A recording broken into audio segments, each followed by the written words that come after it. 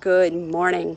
I'm just headed out on my morning walk, which is approximately a 3.5 mile hike around the small lake that my husband and I live on as part of my daily morning routine that I strive to do every day of the week. But I have to admit, some weeks I only do it 4 to 5 times.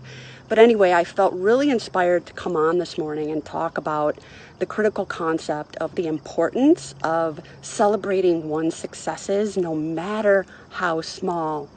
Now, I presume that we can all agree that this concept is really important when it comes to anything in our lives. However, today I want to talk about the importance of it as it relates to those that are amidst the journey to restore their health and reclaim their lives from the grips of complex chronic health challenges such as chronic Lyme, mold illness, chronic fatigue syndrome, fibromyalgia, autoimmunity, and the list goes on. And for anybody that has been suffering from these types of conditions, they know firsthand how despairing and how dreadful life can get when navigating this terrain.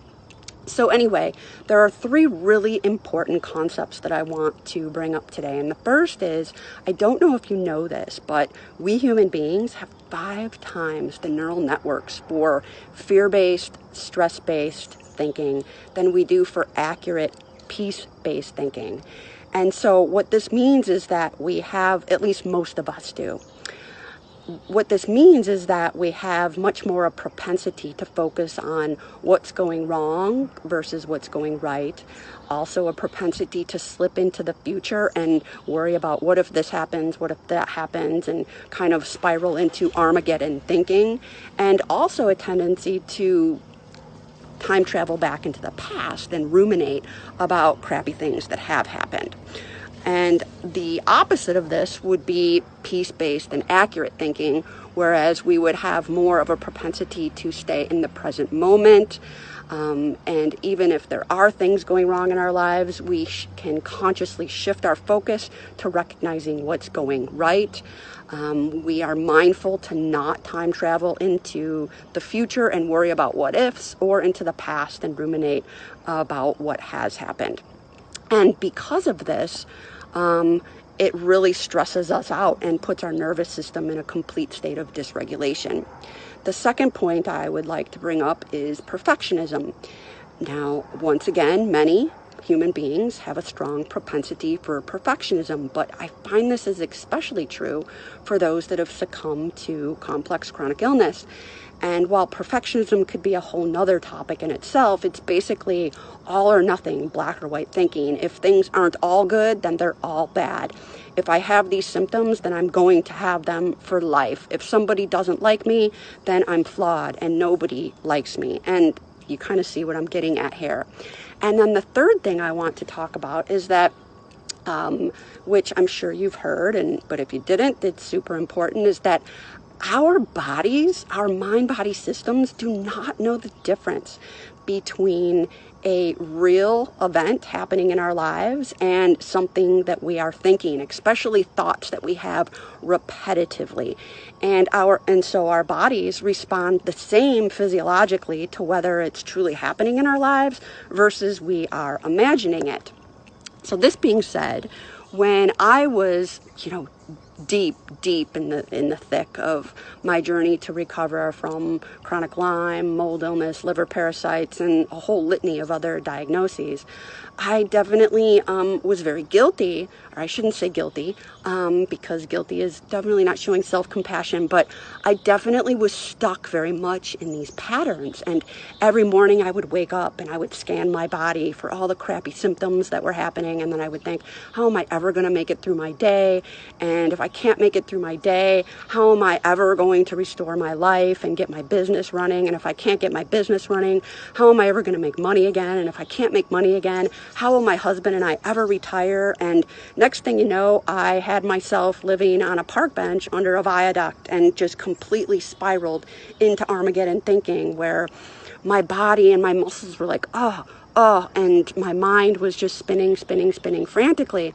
And I did this on a continual basis, and doing so prevented pretty much everything that I was doing from a biochemical standpoint from even moving me forward in my health.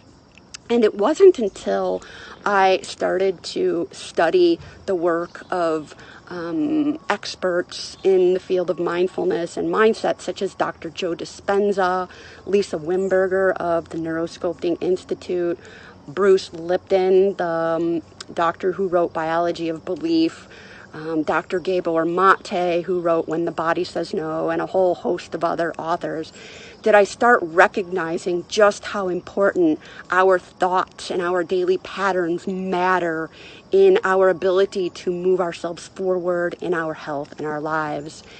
And one day I woke up and said, I really need to start shifting these patterns. And so I started with celebrating my successes, no matter how small, even if that meant my only success in a day was getting out of bed and showering, versus staying in bed and allowing myself to spiral into the abyss of dark, depressing thoughts.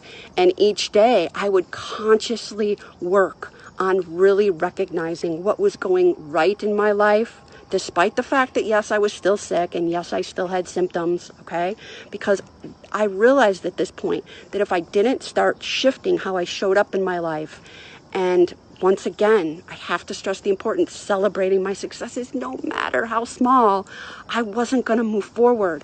I wasn't going to create space in my body or in my life to be able to recognize solutions that were around me that I couldn't see when my body was stuck in a constant state of fight or flight.